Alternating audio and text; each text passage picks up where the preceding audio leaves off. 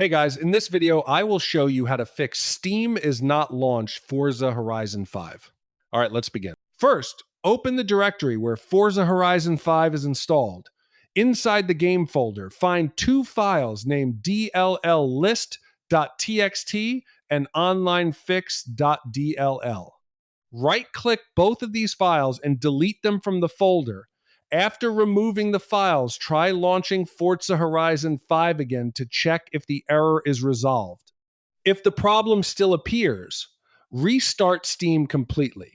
Right-click your taskbar and open Task Manager. In Task Manager, go to the Details tab and look for any processes related to Steam.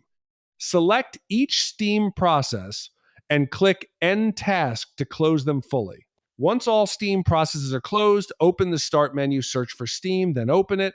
After Steam launches again, start Forza Horizon 5 and check if the game runs without the error. So that's basically how you can fix Steam is not launched Forza Horizon 5. That's it for this video. Thanks.